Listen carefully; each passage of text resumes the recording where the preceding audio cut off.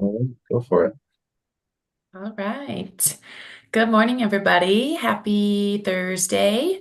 And welcome to Energy Code Board meeting number 17 on October 17th. I just thought it was fun that that lined up, so I wanted to say that at the start of today. Um, Hope you guys are having a good week. Thank you all for being here. We have a lot to get through today, so we're just going to go ahead and jump right in. To start, I wanted to just note that you all received an email from me this morning about an executive session that we are going to add to today's agenda. So I'll go through kind of what that means here in just a moment. But just wanted to let everybody know that we will be at some point shortly leaving this webinar and joining a new Zoom link to have a quick executive session with the board. And then in that executive session, we'll be getting an update from CEO. It should be about a 15-minute session. That's what we're going to try to keep it to. And then we can jump back into this webinar to continue our discussion for the day. So our meeting objectives for today are to give you guys that update in executive session. The other sort of two big items that we're hoping to cover today is to have the Energy Code Board come to consensus on how we want to delineate square footage for our home size thresholds. Once we figure that out, we would like to move to the question of what do we want to set as home size thresholds and what do we want those requirements to look like for large and medium homes. So this looks like an agenda that has us quickly moving through some intro welcome slides and approval of meeting minutes. Then we'll jump into that executive session, which will be which will have some impacts on today's decisions, and so we wanted to make sure we started there. Once we get back from executive session, we're going to go through some of the home size data that we shared with you guys as pre-work, and hopefully you all have had a chance to look at that and digest it. We're just going to skim through it at a high level and see if you guys had any questions. And then we'll jump into our first major discussion, which is how we want to delineate square footage. And then we'll move from there to discussing home size thresholds and requirements for large and medium homes. Our hope is to get through all of it and then wrap up right on time at 11. So again, as always, a reminder, public comments are being submitted as we go through this process. They're being shared with you all as pre-work. And so please remember to take a look at those and think about those as you show up to these meetings and we have these discussions. All right, so we're going to start with the approval of meeting minutes. So would any board members like to motion to approve the meeting minutes from meeting 16? I'll motion to approve. Thank you, Ron. Second. Thank you, Tim. All right, all board members in favor of approving meeting minutes from meeting 16, please say aye. Aye. Aye. Aye. Aye. Thank you all. Any board members opposed to approving meeting minutes from meeting 16, please say nay. Okay, thank you, everyone. So meeting minutes from meeting 16 are approved, and we will get those up on the website for the public shortly. Okay, so with that, we are going to now move into our executive session. What this is going to look like, I'm going to stop Tim, I sharing. think I should probably take over here just to make sure that we do it by according to the law. Is that cool? That's great. Thank you, David. Okay, great. This is David, your attorney. So there's a script. We haven't done executive session in a while, so I've got a script here that we need to follow. And just to be clear, the purpose of the executive session that CEO is proposing is to discuss some ambiguities in 1362, your all statute, and to kind of talk through those and receive legal advice. So assuming that the board wants to go into executive session, we need a motion and a second and a vote for that. So I'll make the motion to move to executive session. Second. and I'll just say everyone in favor should chime in, say aye. Aye. Aye. Aye. And I think I heard a majority there, but anyone opposed? All right, hearing none, the board will now enter into executive session to discuss these specific legal questions concerning 1362. For the record, my name is David Bannis, Senior Assistant Attorney General for the board, And we're going to enter executive session pursuant to CRS 246402. So with that, Kim, I'll hand it back over to you for the logistics of how we're going to do it.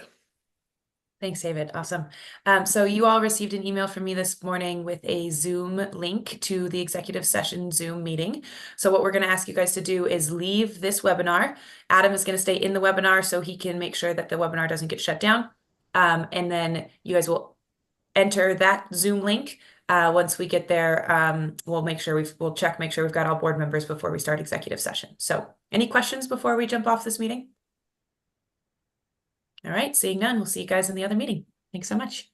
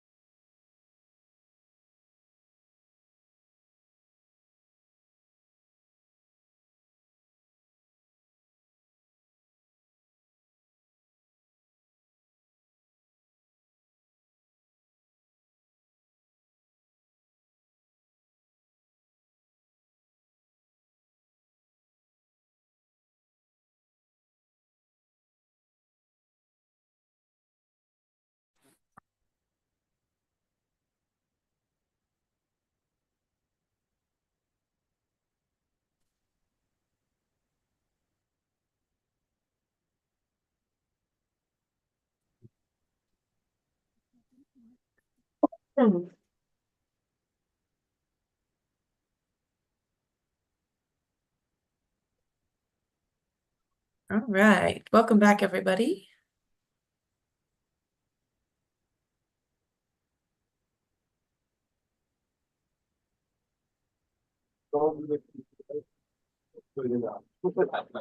Kim, I'll turn to you to let me know when we're ready.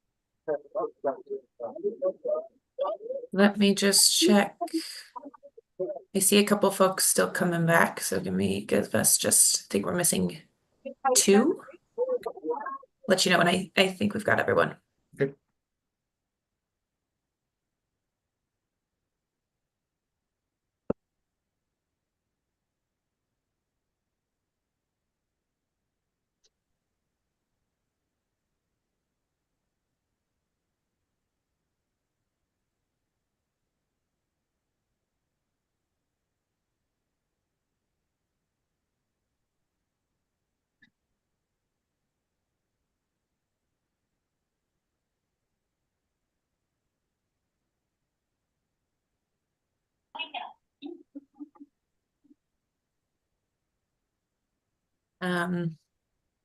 So I guess, Adam, we've got everyone but Kristen looks like they've joined back.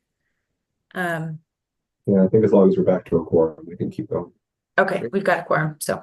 Great. So, hi, everyone. This is David Banis again, Senior Assistant Attorney General, representing the board. We are back in open session. We've concluded executive session. And for the record, the discussion between the board and council was limited to privileged attorney-client communication about specific legal questions arising from the interpretation of House Bill 22-1362. That communication was separately recorded and no decisions were made during executive session. And we're back in open session. I'll turn it back over to Kim. Thanks, David. All right, so we are going to jump into today's discussion. So let me just get our slides up and I will start sharing. So given that executive session took a little longer than anticipated today, I think we are going to go ahead and skip. Oh, Adam, sorry, do you mind making me a co-host again?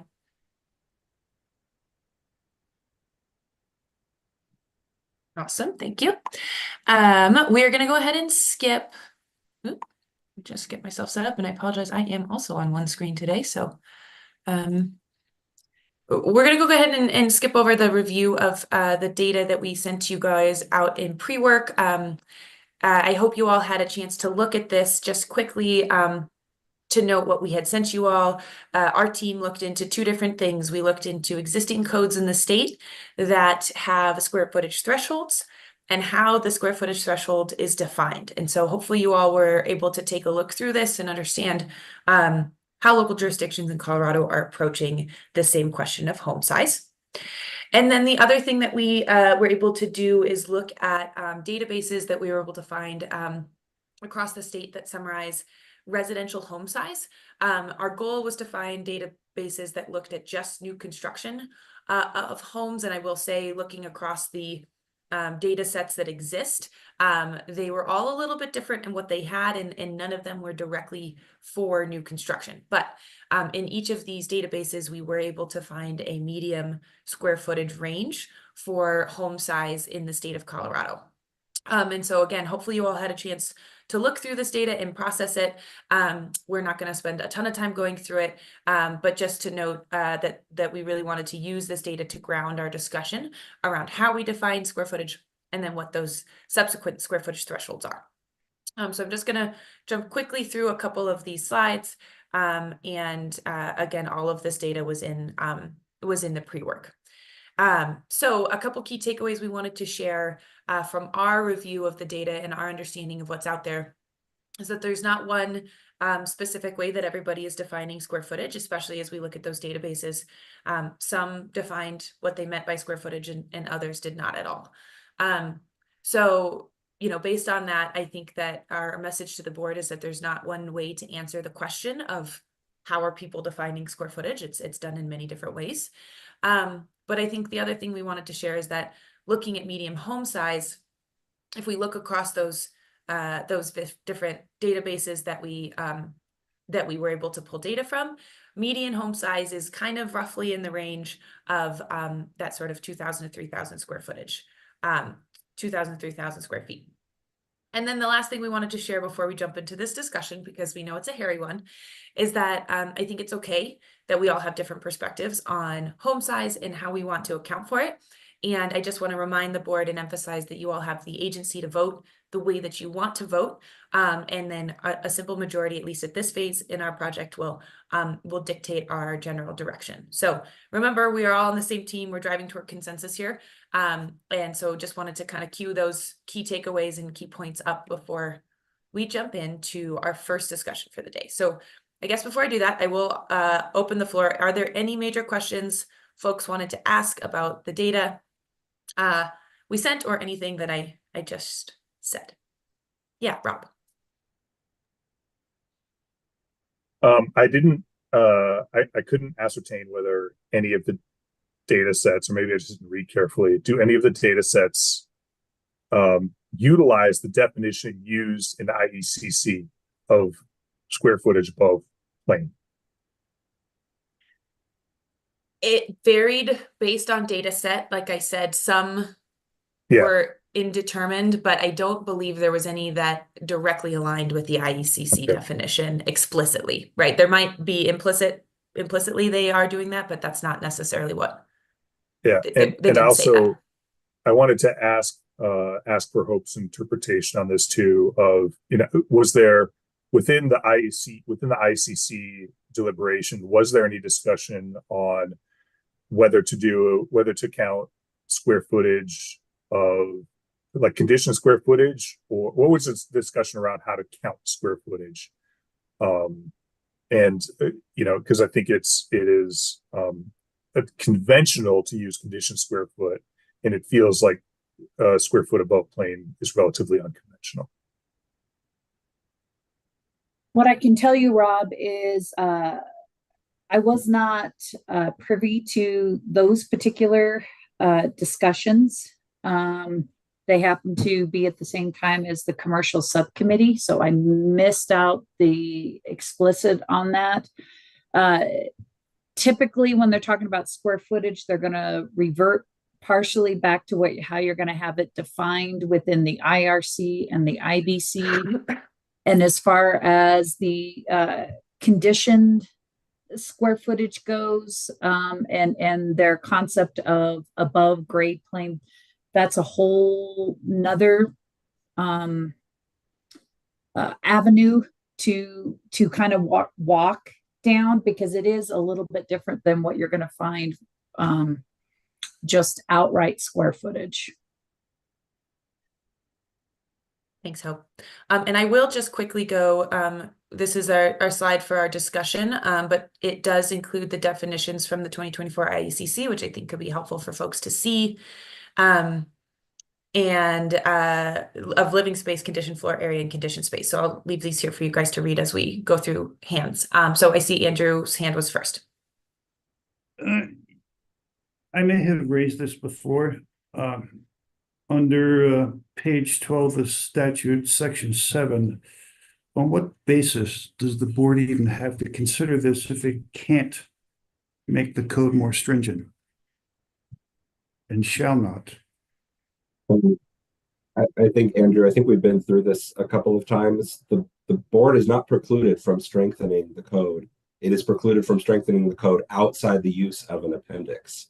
And so largely what they're talking about, largely what the conversation has been about strengthening the code for these particular home sizes has been tied to a particular appendix through which to strengthen it for these homes.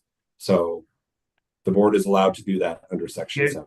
So then this would solely be limited to just an appendix. That was question number 1. Question 2, my understanding is although square footages are above grade plane, there is an ANSI standard on measuring square footage for realtor purposes or appraisal purposes. Most persons, my understanding of these studies is they're all above grade plane, and I fundamentally do not support going down the path of encapsulating the basement or using the below grade plane condition space as part of the above grade plane square footage for purposes of any appendix. Okay, thank you, Andrew. Carolyn, I'll go to you next. Yeah, thanks, Kim. And I realize I sort of prompted a lot of this discussion and revisiting. So, I think it's really important for us to remain grounded in what the intent was from the IECC of setting their threshold, what our intent may or may not be around adopting just different tiers. And in my mind, what goes in our base code needs to broadly encompass the majority of buildings that are constructed, which is a different thing than average size, but it's the majority of the buildings that are constructed, right? I think we should be setting our base code to capture that across the state. When we start to talk about setting higher thresholds, it's because there's characteristics of certain buildings that are not well represented by the base requirements because there's something about them that materially changes energy usage. And so I'm less concerned about which number we pick, but making sure that we all have a common understanding of what that number represents and in our mind understand what it represents in terms of common building stock to make sure what we're setting as the more stringent requirements are appropriate for it. And so, I use this example because I fully agree with Andrew's description that he just provided. I looked at the data, the census data for new construction is based on finished square footage. Most new homes sold do not have finished basements if they have a basement, right? So again, those numbers are representative of above grade. Not every home is built with a basement. Understand that basements increase conditioned floor area, but they don't necessarily materially change the characteristics of a building. I think when we start to talk about what changes material characteristics, it's additions of appliances, it's additions or changes, larger appliances, things that were not well captured in the base code. And so I think just being clear on that is my only goal. I just want us to not think that 5,000 square foot of conditioned space is necessarily representative of a large mansion home somewhere. It can also be representative of a home that Andrew builds as a standard home in Colorado. So I think it's just those characteristics and what informs the choices we make for what happens to that above 5,000 threshold. And I also say that's why it makes it really difficult for us to try and come up with like middle tiers, further bifurcate between like a small and 5,000. I think that gets really complicated for us because the data is all over the place. So I would go back to advocating that we don't try and do further bifurcation. We can hold the 5,000, we can hold conditioned floor area, but as we think about what those additional requirements are, I think we need to understand that in many cases, that 5,000 is going to be just slightly larger than what they're building out in Aurora Highlands and Sterling Ranch and all over the metro area as entry-level homes. Awesome. Thank you, Carolyn. And I just want to maybe tee up where we're going with this conversation and how it's going to flow. So it sounds like the board has just jumped right into this, which I appreciate.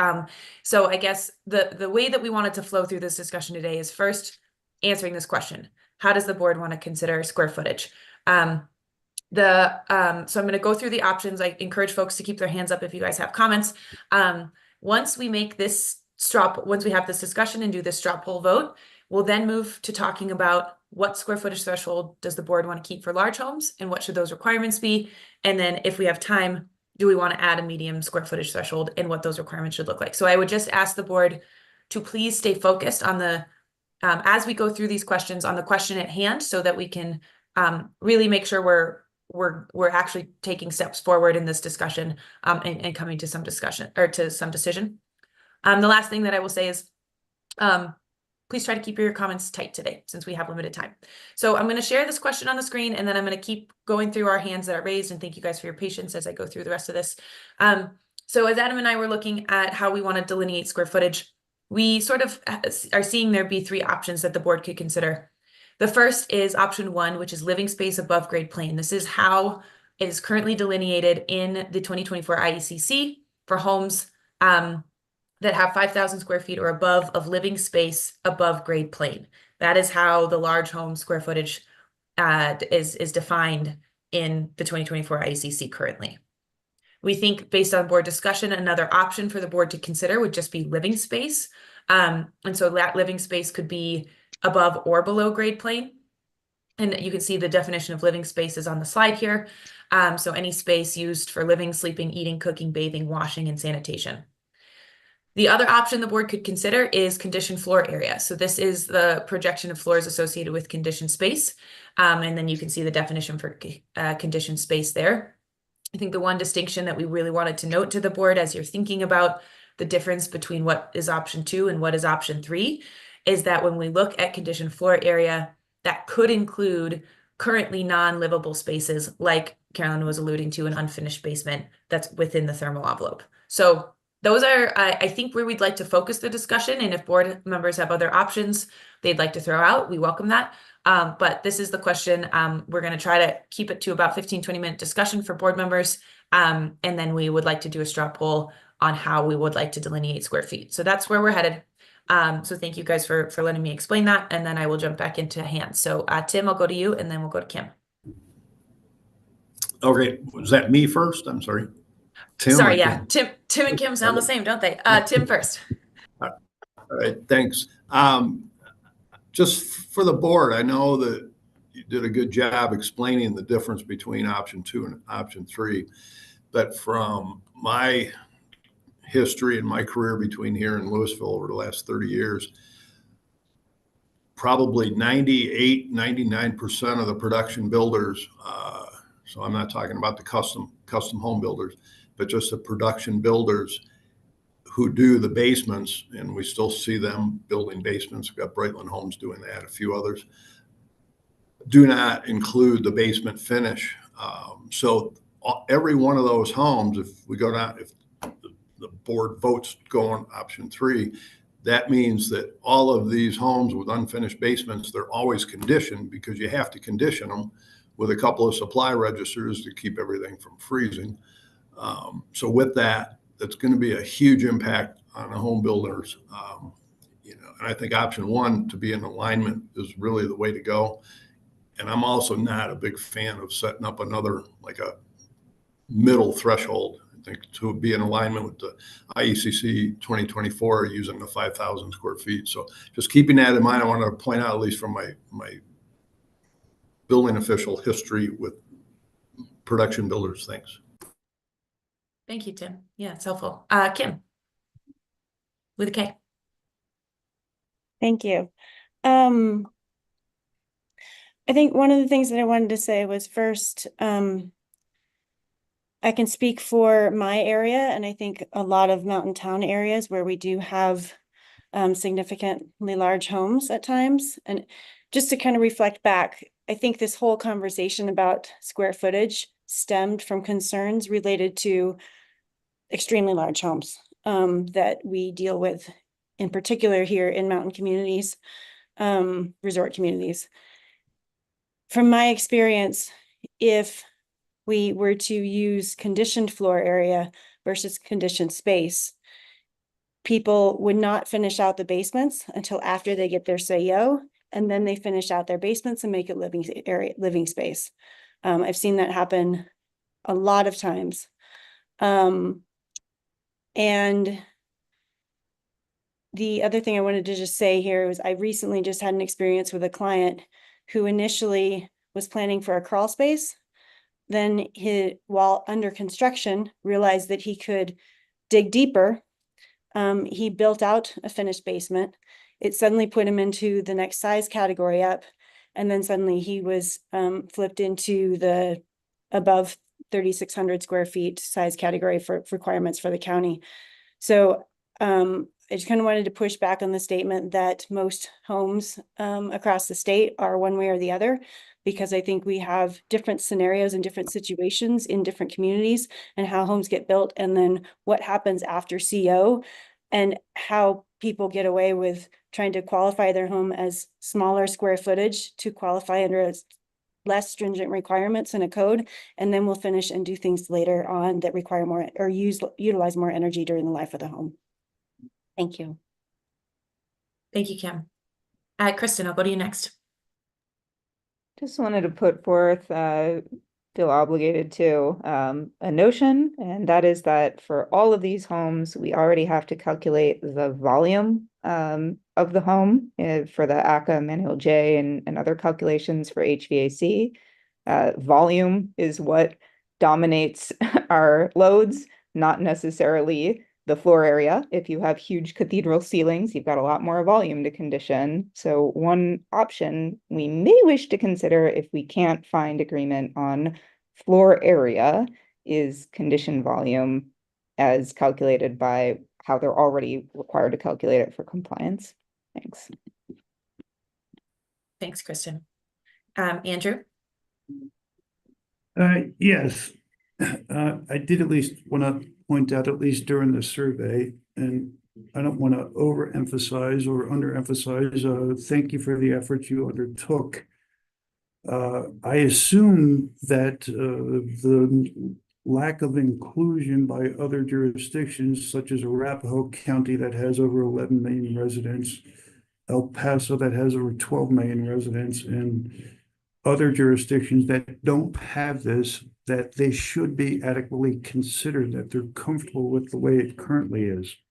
And I would agree with Tim's position or statement as a builder that the living space is how historically all have operated. I believe that's still how the ANSI standard reads for calculation.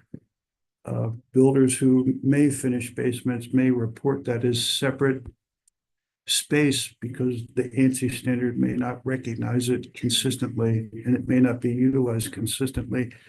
That the living space, separate from how it may be utilized for ACA or for ResNet, is a different topic that could be considered if there is an appendice that has a medium. It could be contemplated still consistent with the living space. But I just want to make sure that as people consider this, I believe the other jurisdictions have already spoke on this, that there is no medium category in the majority of the state. And I'd like to think most of that is people are trying to consider affordability. Thanks, Andrew. Thank you. Will? Just two thoughts I wanted to share.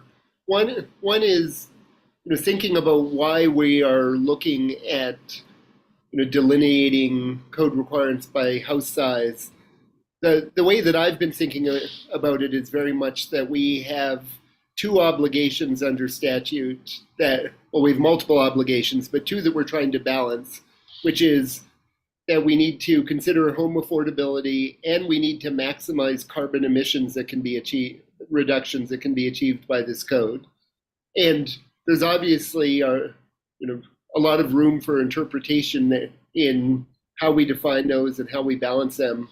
But as I think about it, the affordability considerations are really, most significant around starter homes and people who are moving into the initial home market, which would be those smallest houses.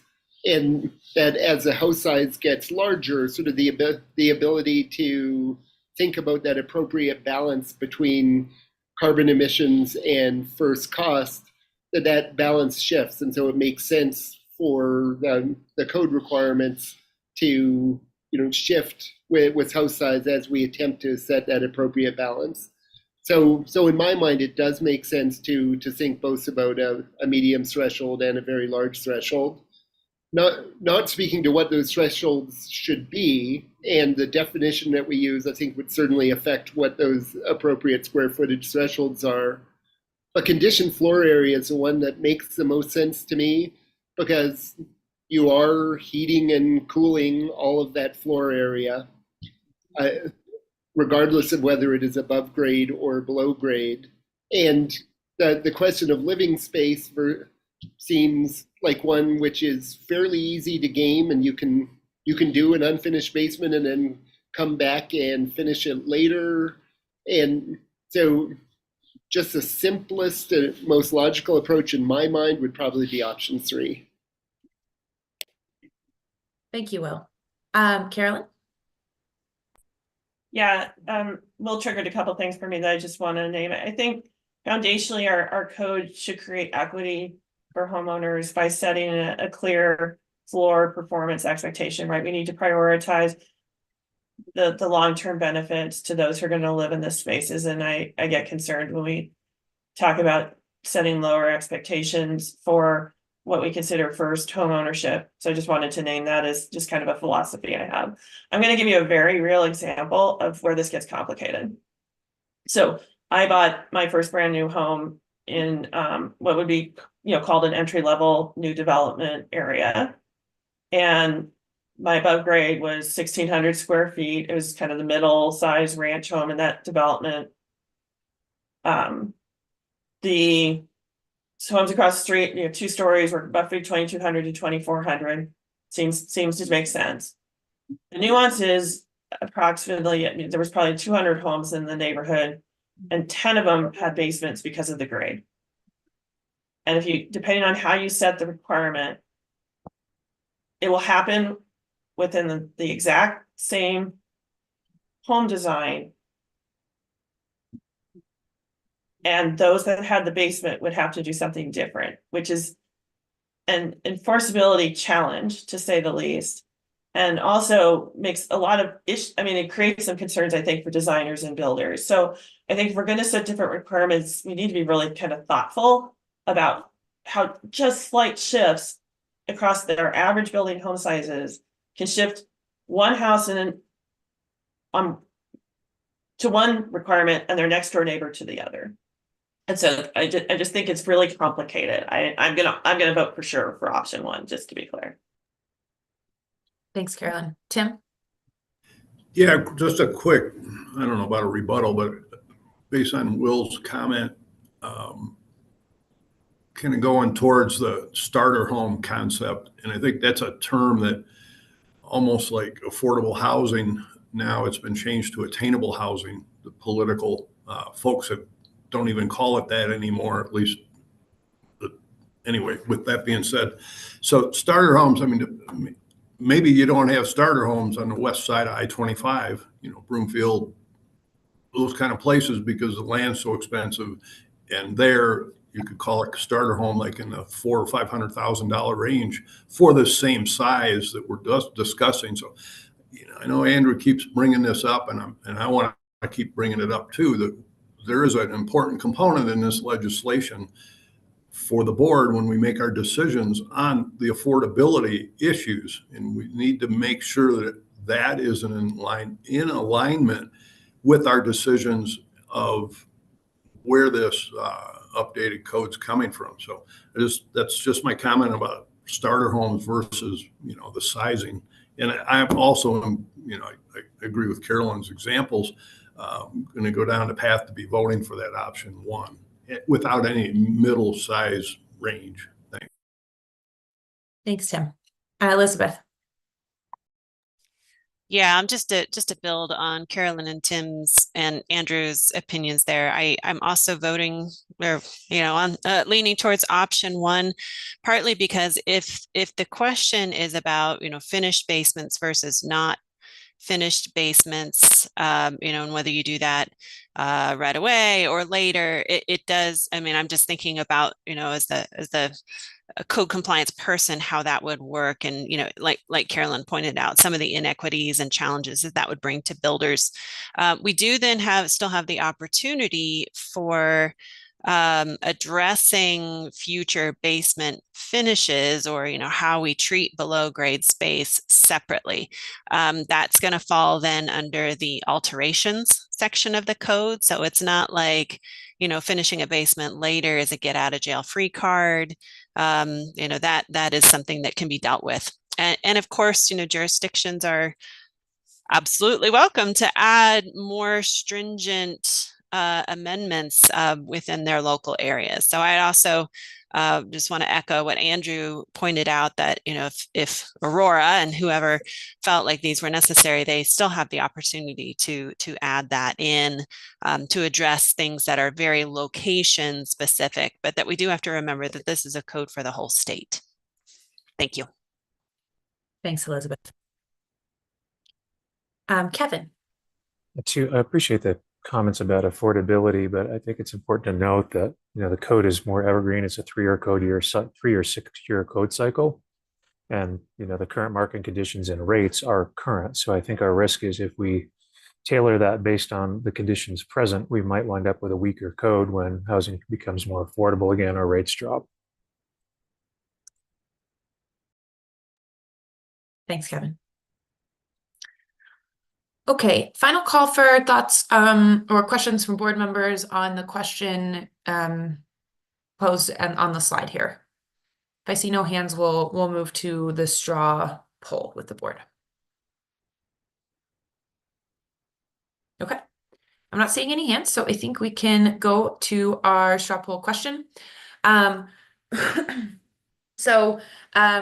The question at hand is, how would the board like to delineate square footage for the size thresholds in the code? Option A is living space above grade plane. Recall that this is, again, how it is currently being defined in the 2024 IECC. Option B is just living space, which could include above or below grade. And then option C is conditioned floor area in the home. So we will do hands raised for each one of these options. Board members who would like to vote for option A, please raise your hand.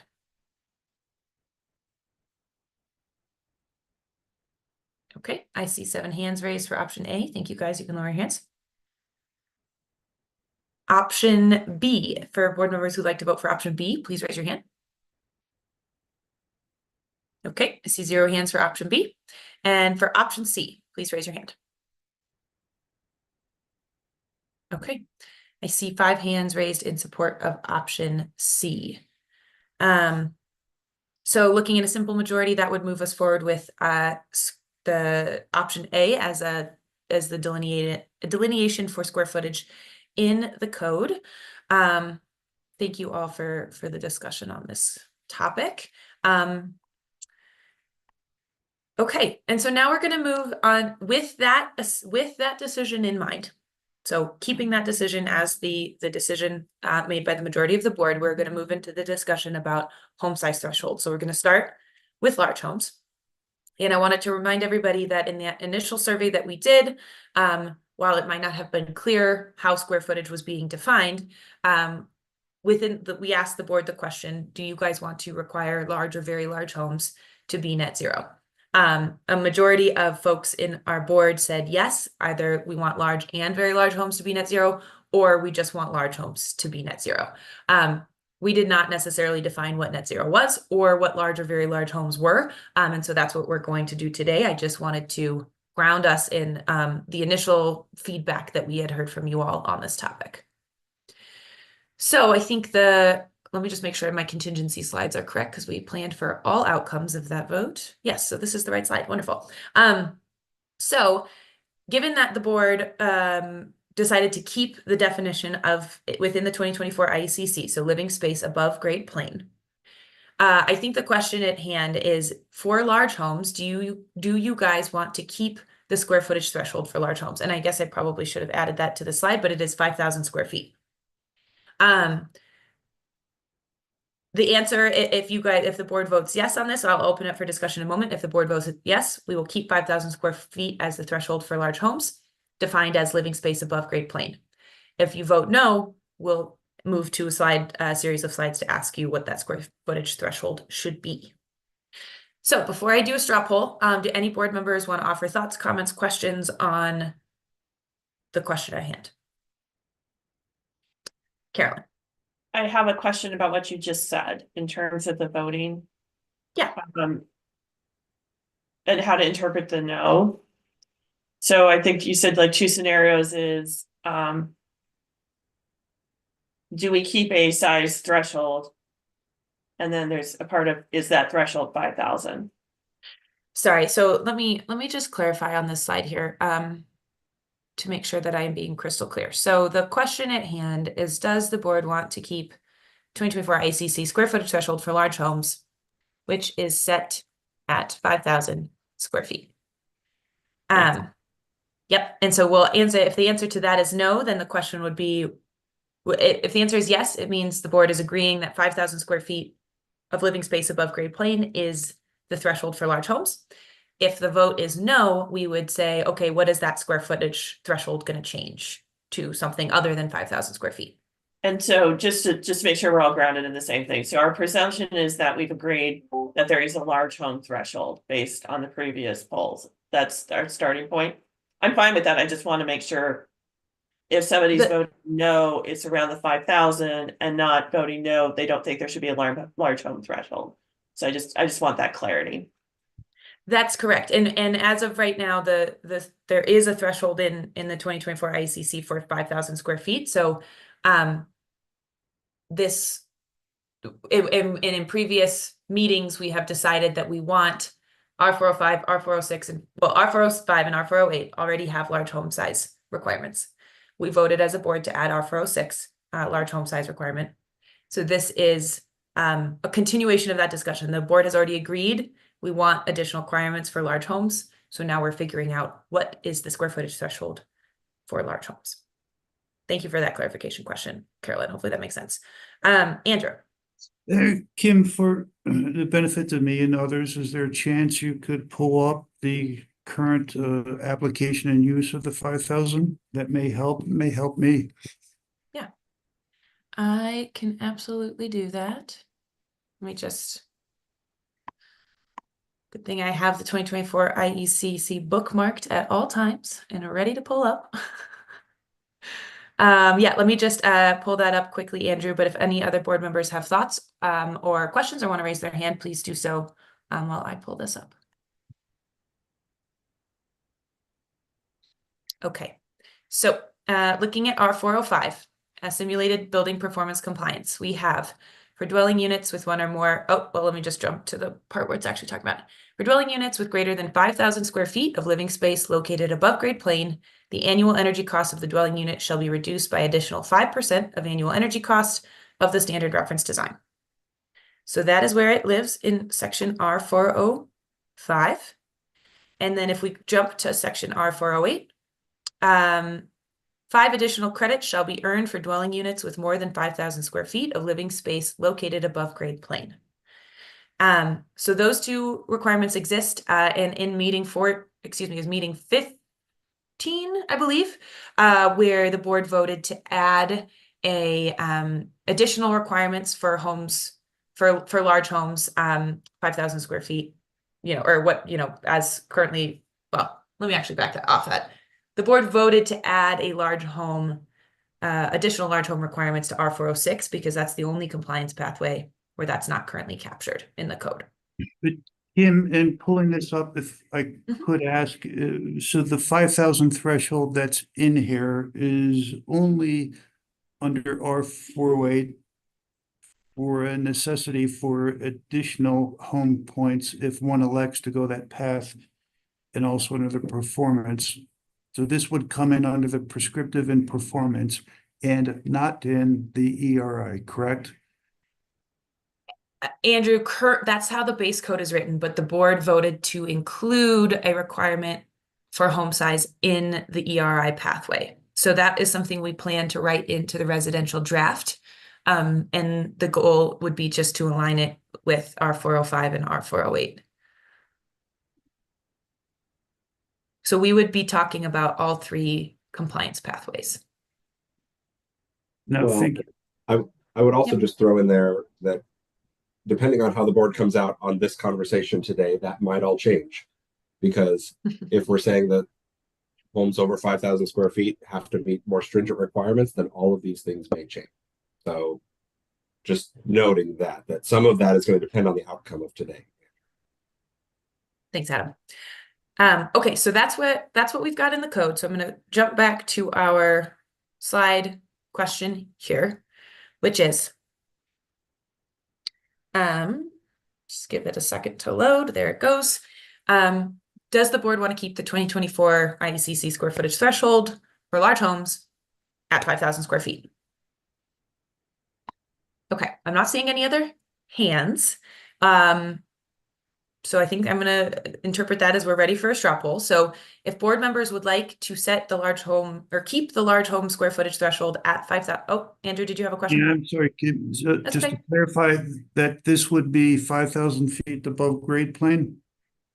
It correct. Yep. So this would be living space above grade plane. Okay. So if the board would like to keep the threshold in the 2024 IECC at 5,000 square feet, option A is a vote yes, that's the threshold we want to use.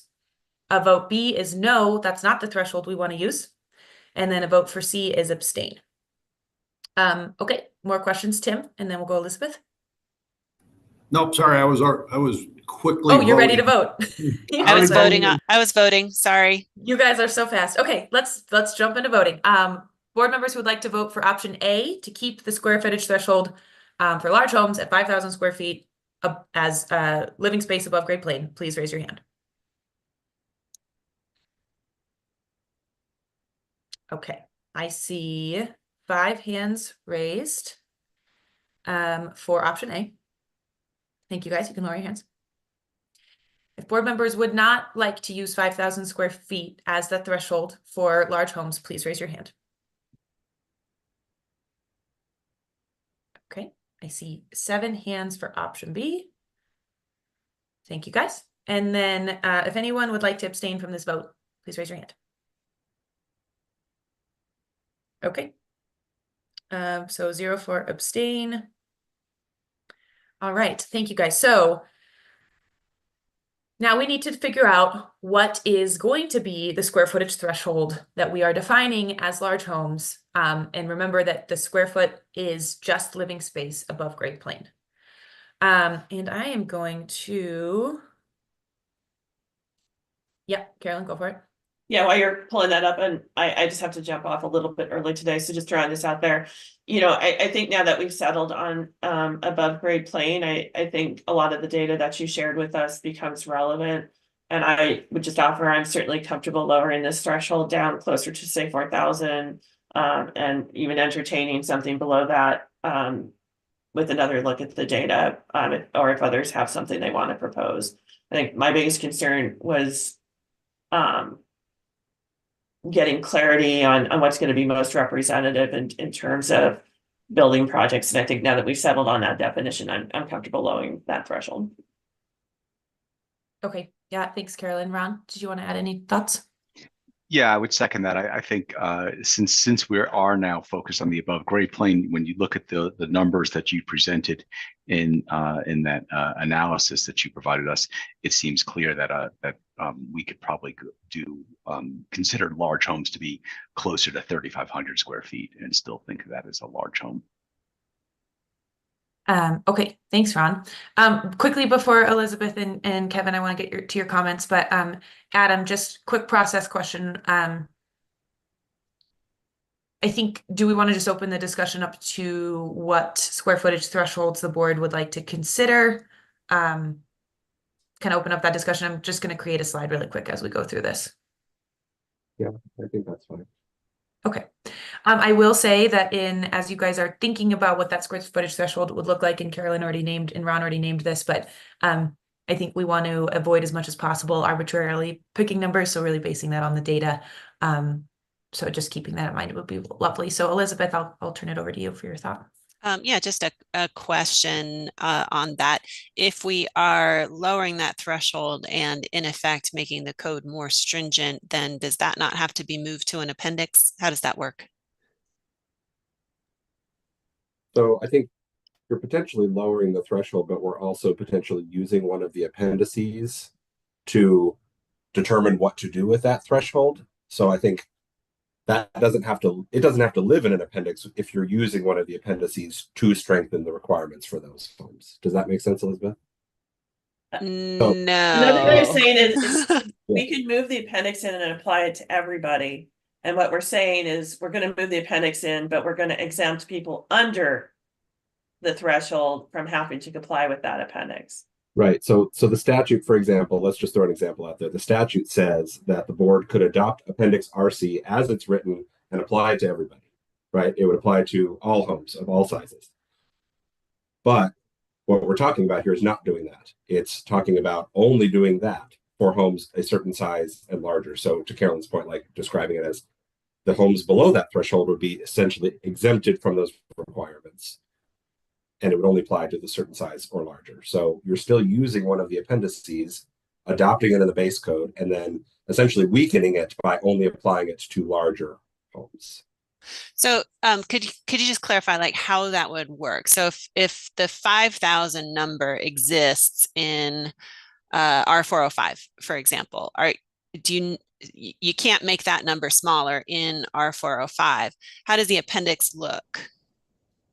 You can't make that number smaller in R405 without also potentially changing the requirements that would apply there, if that makes sense. I know it's all a little bit convoluted, and it's another area in which the statute, as we have worked through, is challenging.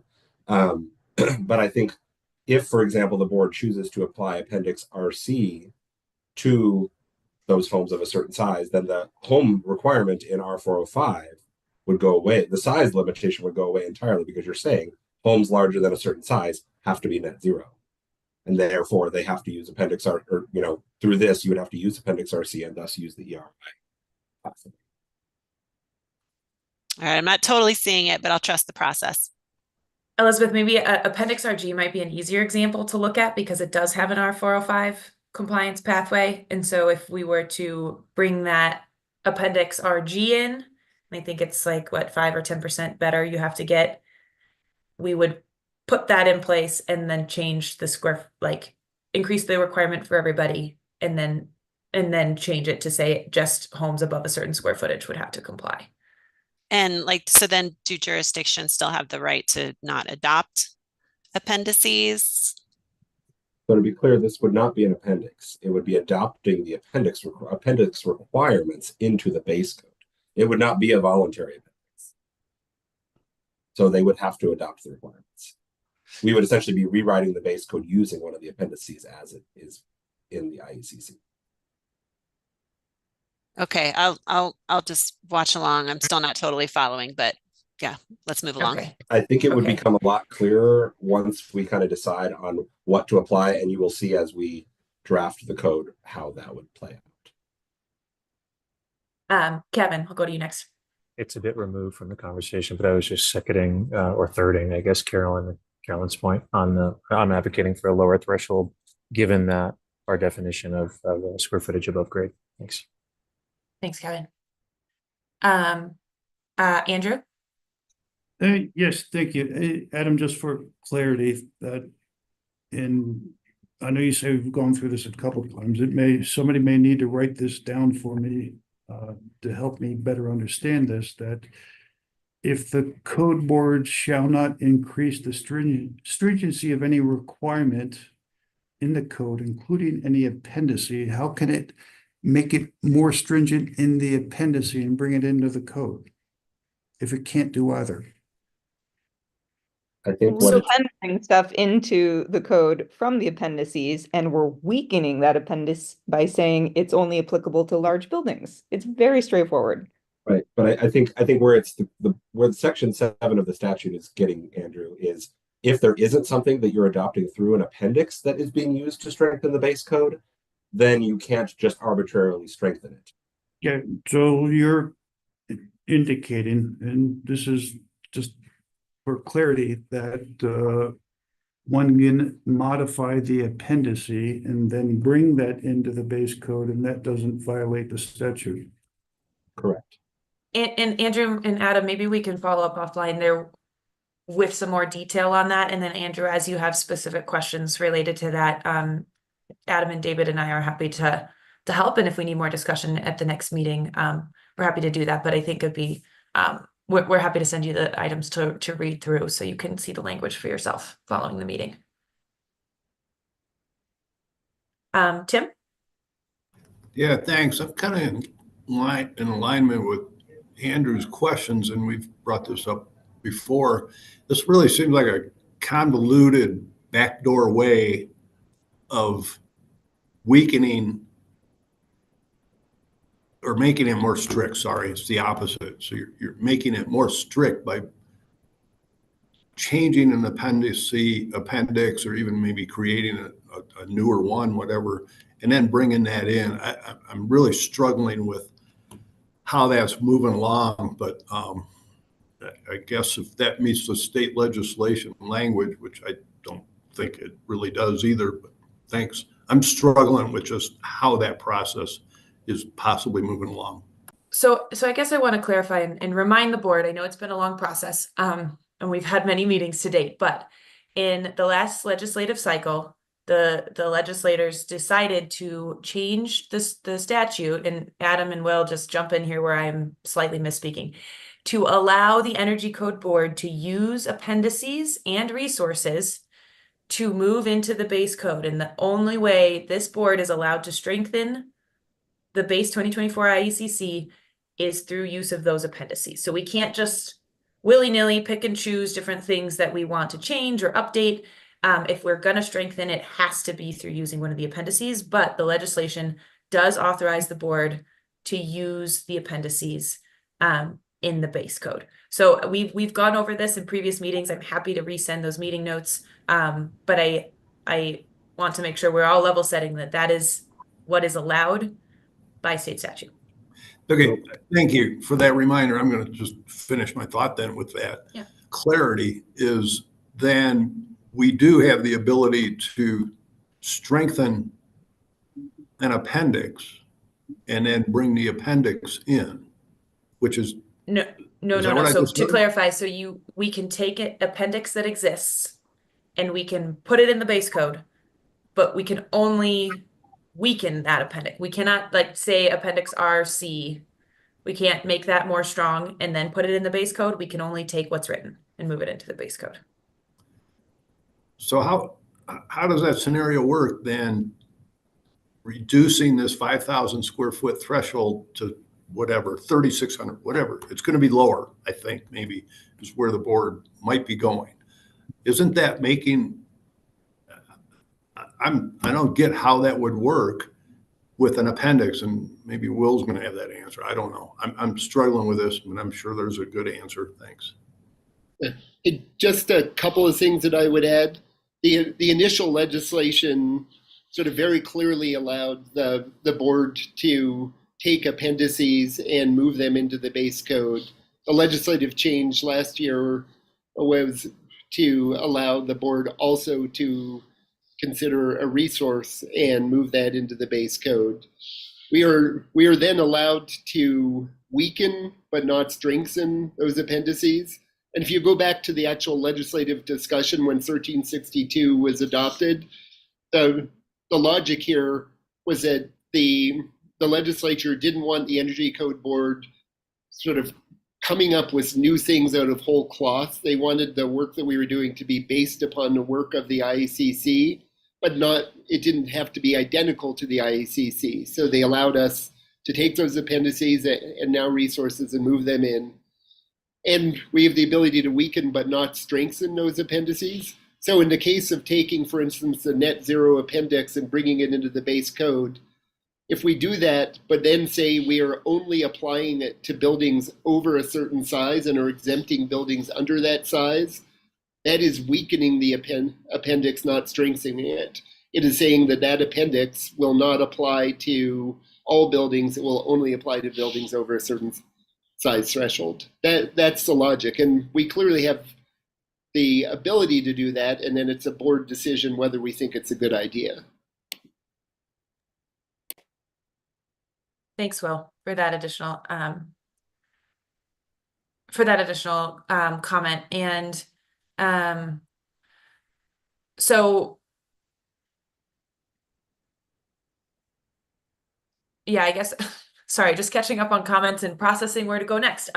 There are some Q&A questions being posed in the chat. I don't know, Adam and Will, if you want to take a look at those, they seem kind of directed at CEO. I guess I think it's important that we nail this down. I don't think we're going to have time now that our meeting is 10 minutes from close to really figure out what what the threshold is we're going to set as a board today. I think unfortunately this is going to have to come in a follow-up survey. But I want to make sure before we jump into that follow-up survey that everybody understands what is allowable and how we can use these appendices. So Andrew, do you have any continued questions on this piece, or is this becoming more clear? Partially, I assume we'll revisit it. There may be follow-up questions, but I think to reinforce that one doesn't have to bring these in. And housing affordability, I can't underemphasize that. And one may believe that things will change in 3 years. This can, if one wants to bring in an appendix, it can be done in 3 years. That the CEO had said this is nothing she had seen in her lifetime, how bad unaffordability is. And that's a statement this week. Many builders sell based upon loan qualification. So anything with a loan qualification may itself be a definition of what may be affordable. And the board, I must consider, in my view, a sufficient representation across the state, and all the collection of information does not represent the statewide is what the building departments are currently doing. But as we go forward, I may have additional questions, but thank you. Thanks, Andrew. Okay, so we have about 5 minutes left. I want to make sure we save time for some reminders for the board, but before we get there, Adam, is there anything else we want to cover today? I know we clearly did not get as far as we had hoped. So just any final thoughts before we kind of wrap where we landed on today's discussion? Adam?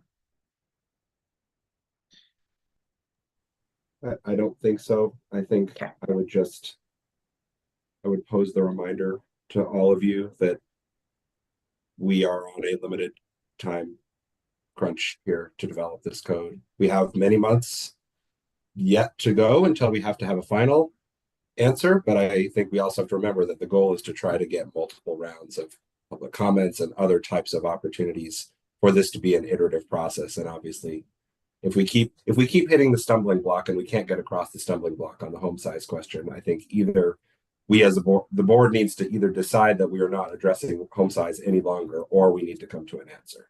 I think we can't keep going through these meetings and stumbling through this. So I would just pose that to all of you as something to think long and hard about. And I think we will need to come up with, something more concrete really soon. But beyond that, that's all I can really offer. Thanks, Adam. It's a really important reminder because, as you all know, we only have about 4 or 5 more meetings before the end of the year to get this first code draft in place. So again, if you guys have questions on what was discussed today, if things are not clicking, email Adam and I before next meeting. We are happy to sit down with you. We're happy to talk it out. I think for some of the topics that we've discussed previously in this meeting room, the more we bring them up and revisit them, the more that we're going to continue to get delayed on our timeline. So if you have questions, if things are not clicking, please reach out. We've got time between each meeting, and Adam and I are happy to help make sure that every board member is fully understanding the legislative charge, what we're allowed to do, and everything we talked about today. So with that, David, I know you had asked for me to turn it over to you for the last little bit for one additional thing you wanted to share with the board before we wrap up. Hey, everybody. Can you all hear me? Yes. Great. I suggest the board re-enter executive session to discuss some matters arising from the executive session that we had earlier today regarding the interpretation of that statute and the legal advice that we discussed earlier today. So if anyone agrees, then I would need a motion in a second, and we'd quickly have to bounce back over to that other meeting. Are we talking about doing that right now? I can't hear you.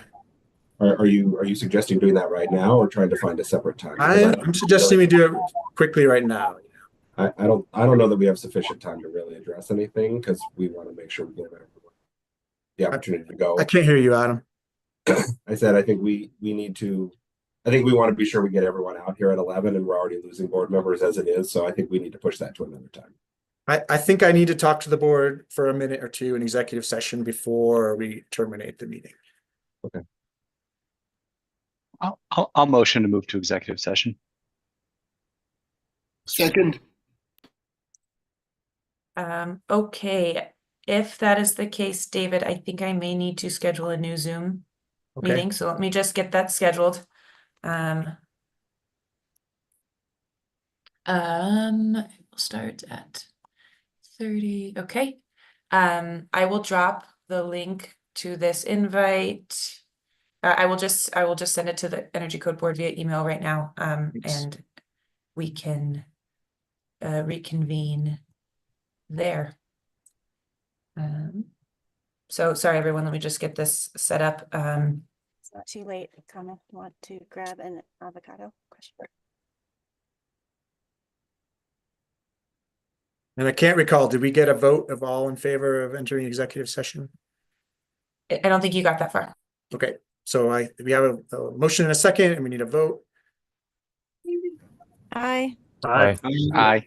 Aye. Anyone opposed? All right, here, I'm trying to do this fast. Hearing none, the board will now enter into executive session to follow up on matters arising from our executive session earlier this morning, and I'll see y'all over there.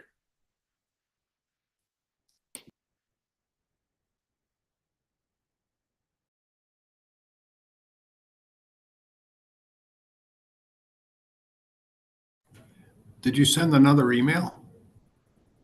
Or She's sending it right. Sending it right now. Sorry, that was Okay, that yeah. kind of took Right. me by surprise. So it's going All right. out. Okay. Thanks, Tim.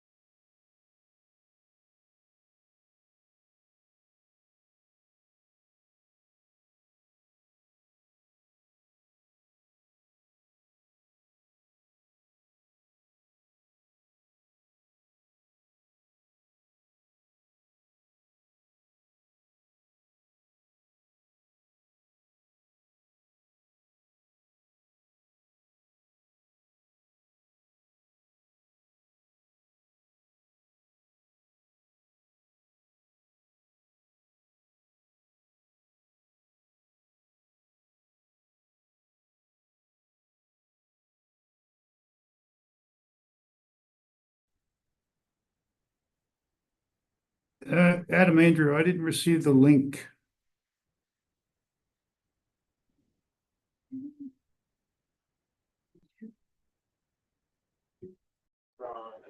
Andrew, Kim just resent it to you. Thank you.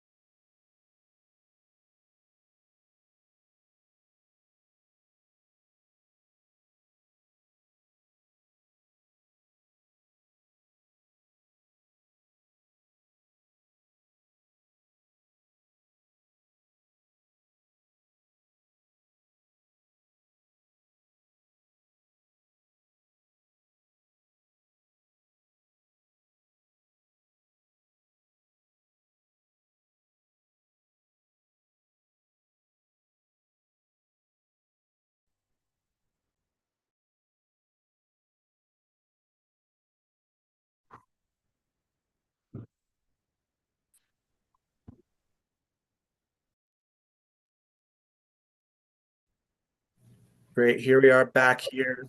I'll just give a couple seconds.